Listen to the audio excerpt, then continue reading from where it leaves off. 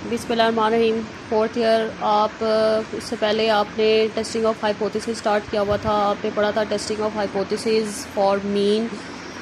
Testing of hypothesis for mean जो होता है वो सिंगल डाटा सेट के लिए होता है। जब आपके पास सिंगल डाटा सेट हो तो आप simple testing of hypothesis for mean लगाते हैं, ठीक है। स्मॉल सैंपल हो तो वो टी टेस्ट होता है। आज आप पढ़ेंगे testing of hypothesis for difference mean. Difference mean हो तो वो आपके पास 2 डाटा सेट्स हों तो आप वो डिफरेंस मीन का उसमें टेस्टिंग ऑफ हाइपोथेसिस आप अप्लाई करते हैं, ठीक है। तो आज आप पढ़ेंगे 18.4.2 topic testing of hypothesis about difference of mean when sigma 1 is equal to sigma 2, ठीक है, बट अननोन। अभी आप ये sigma 1 is equal to sigma 2 के लिए देख रहे हैं, ठीक है। अगर आपको क्वेश्चन में गिवन हो कि आपके दोनों वेरिएंसेस अनइक्वल हैं तो अनइक्वल का टॉपिक मैं आपको कल पढ़ाऊंगी, ठीक है। अभी आपके पास वेरिएंसेस इक्वल के लिए पढ़े हैं, ठीक है। वेरिएंसेस अनइक्वल हो तो फिर आप वो अनइक्वल के लिए करेंगे, अगर जो आप कल पढ़ेंगे, ठीक है। अगर आपको वेरिएंसेस कुछ भी मेंशन नहीं है कि आपका इक्वल है या अनइक्वल है तो फिर आप इस मेथड से करते हैं, ठीक है। अगर आपको वेरिएंस अनइक्वल मेंशन हो तो फिर आप उस मेथड से करेंगे जो मैं आपको कल पढ़ाऊंगी। लेकिन अगर आपको कुछ गिवन नहीं है कि आपके वेरिएंसेस इक्वल है या अनइक्वल, कुछ भी गिवन नहीं है तो फिर आप ये वाला मेथड अप्लाई करते हैं, ठीक है क्लास। तो जब आपके पास 2 डाटा सेट्स हों तो फिर आप डिफरेंस मीन वाला टेस्टिंग ऑफ हाइपोथेसिस आप इसमें अप्लाई करेंगे। इसके अलावा इसमें सैम्पल साइज़ क्या होता है, स्मॉल मतलब एन लेस देन 30 होता है और सिग्मा आपका अननोन होता है। टी टेस्ट में आपका हमेशा सिग्मा अननोन होता है और आपके सैम्पल साइज़ क्या होते हैं, स्मॉल। सबसे पहला फर्स्ट स्टेप हाइपोथेसिस, तो आप इसमें 2 टेल भी बन सकता है और आपके पास 1 टेल भी बन सकते हैं। अब आपको हाइपोथेसिस समझ आ गए तकरीबन सबको। और दूसरा स्टेप अल्फ़ा। अल्फ़ा आपका 0.05 0.01 होता है। अगर आपको कुछ गिवन ना हो तो फिर आप 0.05 लेते हैं। तीसरा स्टेप आपका test statistics x1 bar minus x2 bar minus mu 1 minus mu 2 divided by S P under root 1 by n1 plus 1 by n2।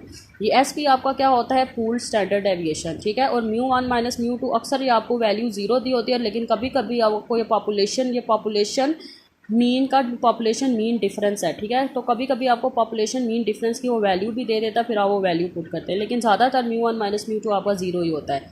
और डिफरेंस मीन का डिग्री ऑफ फ्रीडम क्या होता है, n1 प्लस n2 माइनस 2। जो simple mean होता है उसका degree of freedom क्या होता है, n माइनस 1, लेकिन डिफरेंस मीन का डिग्री ऑफ फ्रीडम क्या होता है, n1 प्लस n2 माइनस 2, ठीक है। 4 स्टेप कंक्लूजन।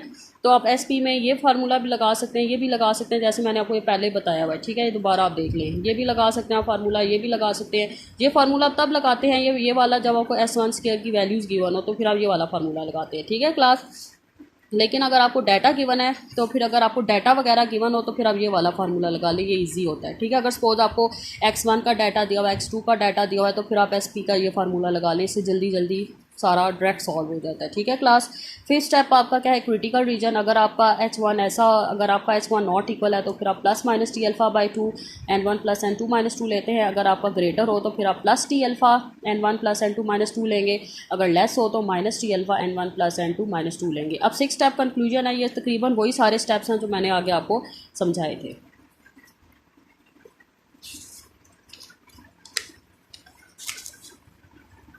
अब हम क्लास देख लेते हैं क्वेश्चन नंबर 18.19 का बी पार्ट। तो इसमें आपको ये डाटा गिवन है, 2 सैम्पल साइज़ दिए हुए हैं, एक सैम्पल 1 सैम्पल 2, ये फर्स्ट डाटा सेट है और ये सेकंड डाटा सेट है, ठीक है।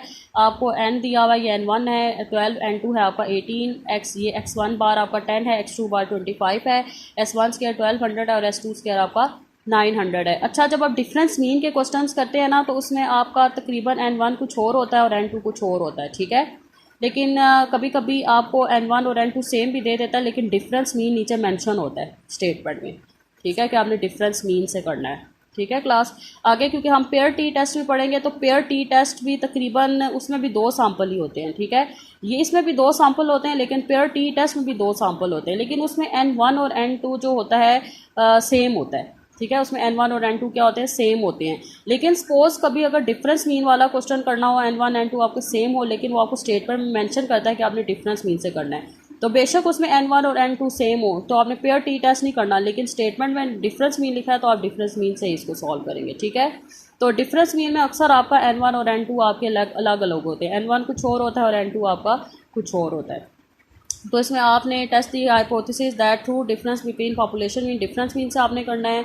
और ये 10 क्या है आपका, डिफरेंस पॉपुलेशन मीन है, पॉपुलेशन डिफरेंस मीन है, तो ये 10 आपका म्यू 1 माइनस म्यू 2 है, ठीक है। तो म्यू 2 माइनस म्यू 1 है क्योंकि स्टेटमेंट में आपको गिवन है।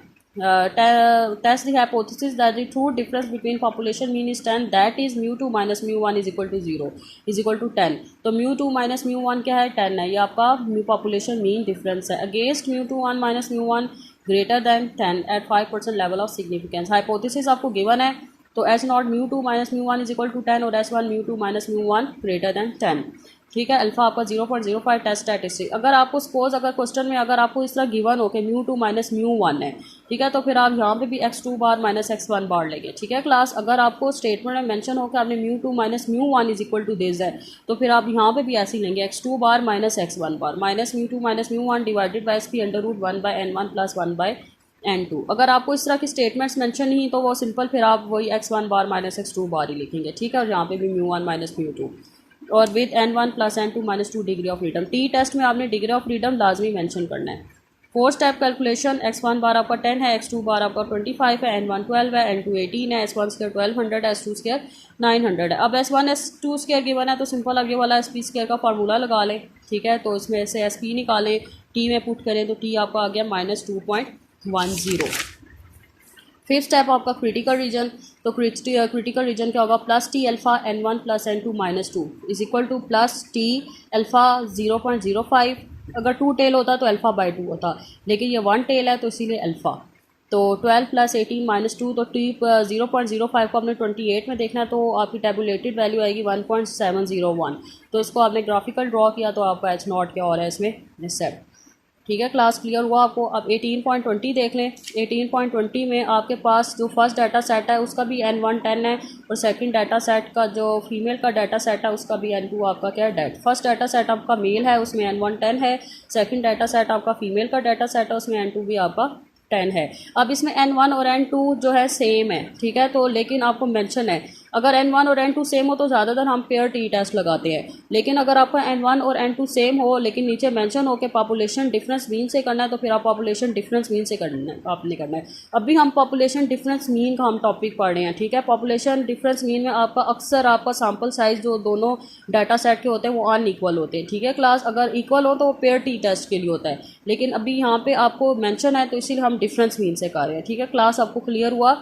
तो अब आपका जो मेल का ये डाटा सेट है और ये फीमेल का डाटा सेट है। अब वो कह रहे हैं टेस्ट दी हाइपोथेसिस और difference of 350 grams between population mean. अब ये 350 क्या है, ये आपका पॉपुलेशन मीन डिफरेंस है against the alternative of A greater difference. अब वो कह रहे हैं अल्टरनेटिव का ग्रेटर डिफरेंस है, मतलब अल्टरनेटिव में आपने ग्रेटर का साइन डालना है। अल्फा आपका 0.05 है, so H dot mu one minus mu two less than equal to 350 और h1 mu one minus mu two greater than 350। 2 step आपका alpha, third step test statistics, fourth step calculation. आपका जो डाटा सेट था उसका n1 10 है, n2 भी 10 है और फर्स्ट डाटा सेट में से आप x1 बार निकालें, सेकंड डाटा सेट से x2 बार निकालें। अब आपको डाटा गिवन है तो अब ये वाला सिंपल फार्मूला लगा लें, इससे इजी आपका SP स्क्वायर आ जाएगा। अब SP निकालें, फिर इसको T में पुट करें, आपका T आ गया 1.008। फिफ्थ स्टेप क्रिटिकल रीजन, तो ये plus T alpha n1 plus n2 minus 2 होगा, तो इसमें से आपका T टेस्ट आ जाएगा 0.05 को आपने 18 में देखना है, तो टेबुलेटेड वैल्यू आपकी आ गई 1.734। अब आपकी टेबुलेटेड और कैलकुलेटेड को आप ग्राफिकल ड्रॉ करें तो इससे भी आपको पता चलेगा कि आपका एच नॉट एक्सेप्ट हो रहा है। ठीक है क्लास, अब क्लियर हुआ। आज आपने हाइपोथेसिस डिफरेंस मीन आपने पढ़ा और इसके क्वेश्चंस देखे हैं। ये अब आपकी डायरी है कि आपने 18.19 से 18.21 आपने यहाँ तक 21 तक करने हैं। थोड़े से मैंने आपने क्वेश्चंस आपको मैंने दिए, ये आपकी असाइनमेंट है, इसको आपने मुझे वेडनेसडे तक आपने मुझे चेक करवाना है। ठीक है, 18.20 तक और 21 तक आपने मुझे वेडनेसडे तक 21 तक सारे क्वेश्चंस आपने मुझे चेक करवाने हैं। और अगर आपको कुछ समझ नहीं आता तो आप लोग मुझसे पूछ लें। अल्लाह हाफिज़।